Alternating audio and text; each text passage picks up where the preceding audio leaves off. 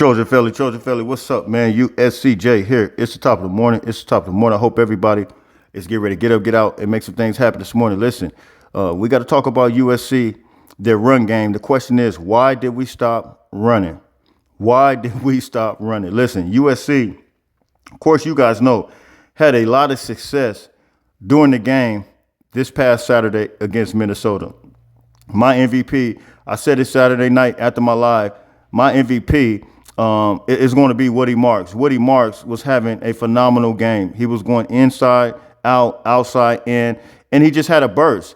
You know, we talked about the running back. Once he gets in the groove, you just continue to feed the running back the ball. This guy, of course, you guys know Woody Marks had 20 carries on Saturday for 134 yards. And, you know, the question is, why did we stop? Why do you stop if it's not broke? I was always told, if it's not broke, then don't fix it. Woody Marks was moving and grooving to a level to where you could see him just getting in that groove. And not only Woody Marks, we saw a guy like Quinn Joiner. We saw Quinn Joiner absolutely get in there and groove. And one thing about Quinn Joiner is that when he get that ball, he's a one-cut guy, and he goes. Now, a lot of people talk about the fumble. Quinn Joiner's not a guy that, typically fumbles. He's a guy that always secures the ball. And if you look at that play, because it was a nice little pop, I can't remember, it might have been like a 20, 30-yard run or something like that, but he popped it. And when he went, if you look at the angle when the guy came in, Quinn Joiner had the ball and he was running. And it was kind of, the guy, it was nothing, I don't even think he tried to do. He tried to, the tackler tried to go for the tackle, but his helmet actually hit Quinn Joiner's between his tricep and his forearm and just hit it with his helmet.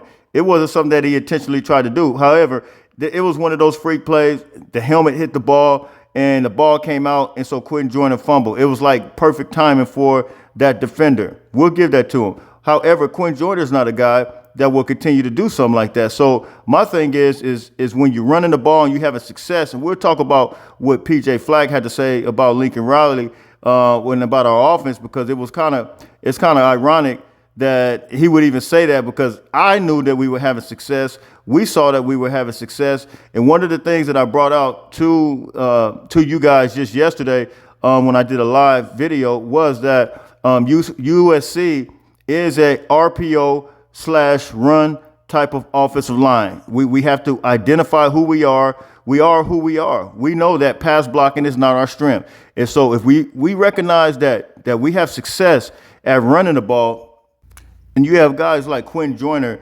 and Woody Marks who are just popping it, why? Look, just feed them. We got two more running backs that are ready. We got Brian Jackson and we got Marion Peterson. Feed all of them. If we had to pull a Michigan to have success, so be it. We look like we were having just as much success as Michigan running the ball. Why not? Why do we have to get away from that? And I want to remind you guys something, and this may be a tendency that Lincoln Riley has, and coaches may be actually studying for us this way, because they know that they can go in zone and they can sit back there. They know that we're going to try to pass it. And so they sit back there and they set us up and they bait us.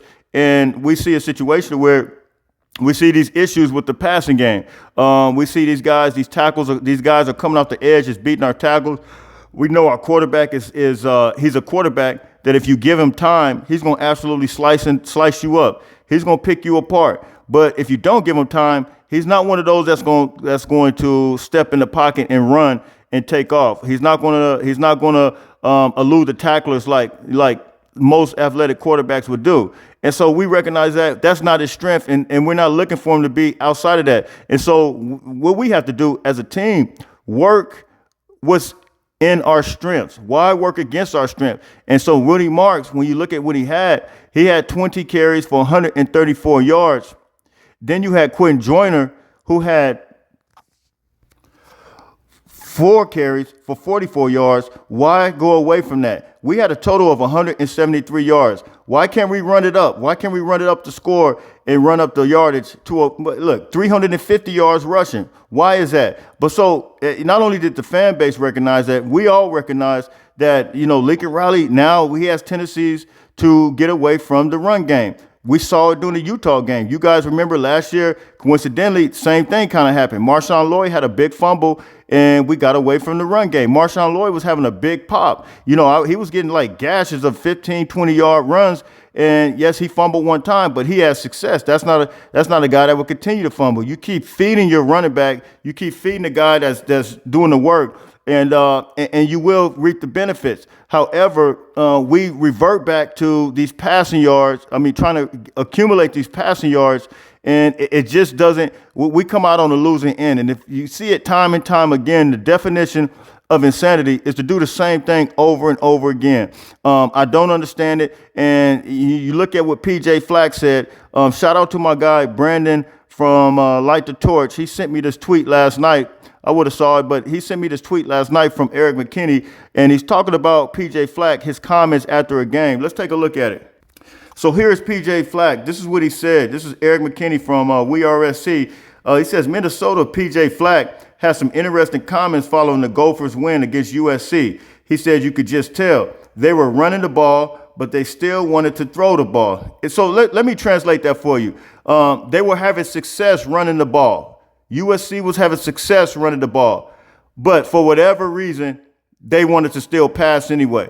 That makes listen, it makes absolutely no sense, man. I just don't get it. We got a phenomenal run game right now, and if we have success, why get away from it? Look, I think we have to recognize and call out who we are as a team, as a player. Identify those characteristics, which is we are, and I brought this up last night on my live, we are a RPO and / run offensive line.